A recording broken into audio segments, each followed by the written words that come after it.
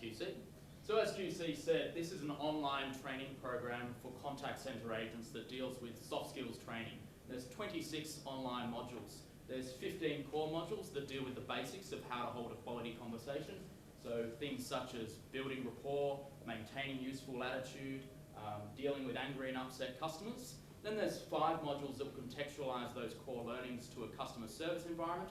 Then there's another 5 modules that contextualize those learning to a sales environment, because the core learnings of holding a quality conversation is exactly the same, and that's what this program is designed to do, exactly as the title says, teach your agents how to hold a quality conversation. So companies like Genesys have all of the technology to deliver the call to the right agent at the right time with the right skills, and this program now closes that gap by ensuring that those agents can actually deal with those customers effectively. And each of the modules follow a very similar pattern. Throughout the program, we get to know QC. He becomes a friend, a mentor and guide. One of the things that has been said about e-learning is that you often can't take soft skills training and put that into an online environment. And that's often been said that that can't be done because you need the flair and pizzazz of a good facilitator who's running that, so someone like Kevin who can come in.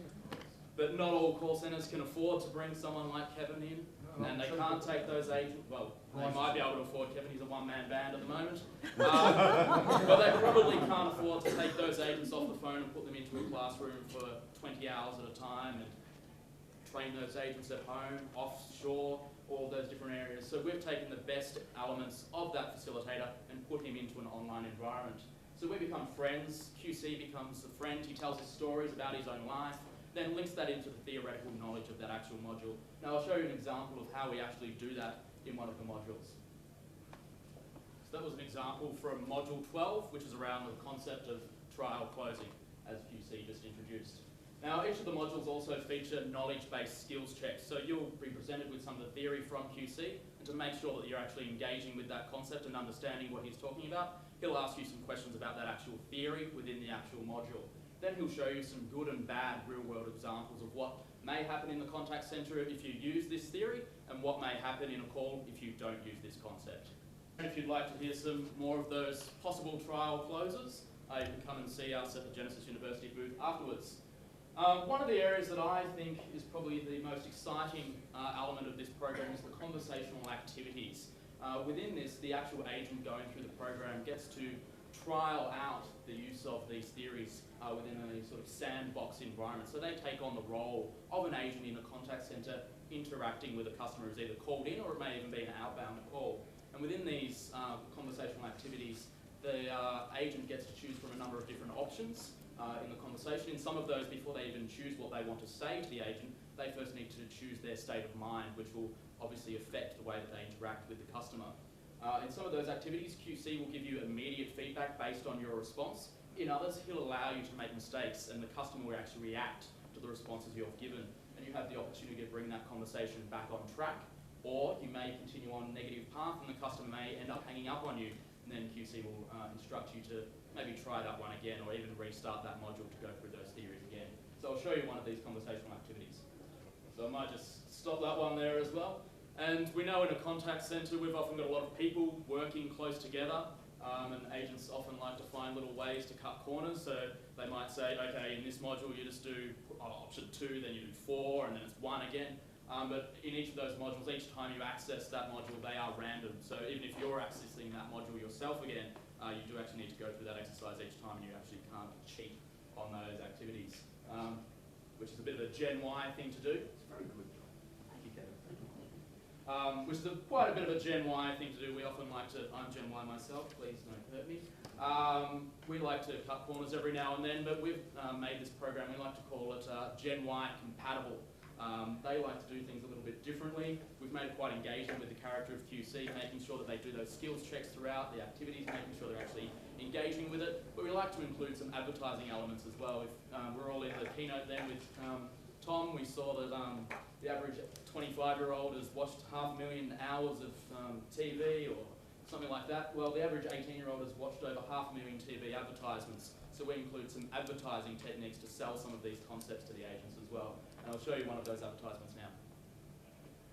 And if you want to see what that bridging statement was, once again, Genesys University booth outside. But it's not all e-learning. There is a powerful system that backs it.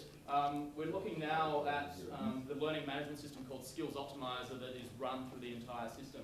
So this program of quality conversations isn't just something that you do once. It's not a one-stop training program. It's something that continually develops your agents working in the contact center. So we're actually looking at a skills development heat map that a team leader in the contact center can run each morning to see exactly where their agents are performing in the contact center. And the information around these skills can come from working with your agents one-on-one, so the team leaders working with the agents, from things like call quality assurance or customer satisfaction feedback. So each morning the team leader comes in, does a little report, has some coaching sessions aligned for that day. They can automatically see, or very quickly see, exactly where they need to train those agents, notifying on those skills gaps. There's also a powerful manual training needs analysis. So what the system is actually doing here is a team leader selecting their team within the contact center and their location, or a contact center manager looking at an individual team to find an individual agent and provide information that they've discovered from it, listening to a call remotely. So just bringing up the manual training needs analysis on that agent, so we can see their entire skills list, filtering down to the skill of personal connection.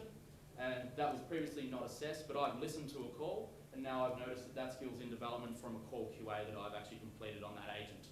And all of this information is visible to the agent as well. So this is actually looking at the agent side of the learning management system, where they access all of these quality conversation modules. So they can see, with the same sort of colours that the team leader is using, they can see that they're in development on this skill of professional development.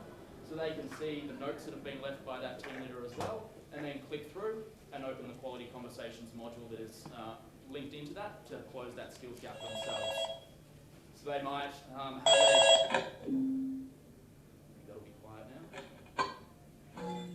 now. So they might have a training session scheduled by their team leader in workforce management, and then in one of these 20-minute modules, in their half-hour break that's been scheduled, we'll just skip past that. They'll be able to go through. And now some graphs, because we are contact center managers and we like to look at the numbers. So we looked in an inbound customer service contact center. We took a group of agents who were much more likely to receive complaints than the rest of the contact center population. So they were feisty. They were, and people wanted to complain. Put me through to your team leader, I want to complain about you. So the contact center average was 2 complaints per 10,000 calls, and this contact center takes about 13,000 calls per day. And the other agents that we took and put through the program, they were more likely to receive about 4 complaints on average out of those 10,000 calls. So on double, more likely to receive complaints. After completing the program, in that same period, they received 0 complaints. That's right.